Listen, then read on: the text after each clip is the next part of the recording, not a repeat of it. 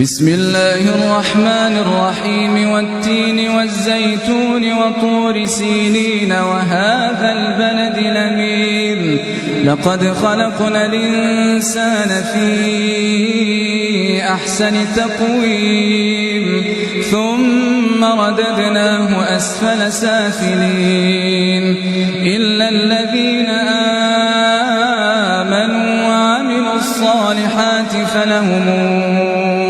أجر غير ممنون فما يكذبك بعد بالدين أليس الله بأحكم الحاكمين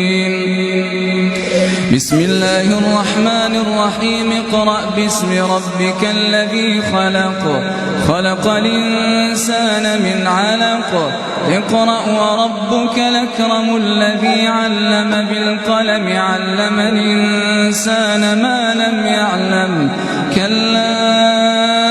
إن الإنسان ليطغى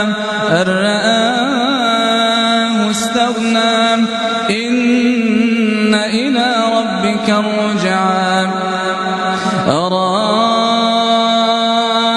الذي ينهى عبدا إذا صلى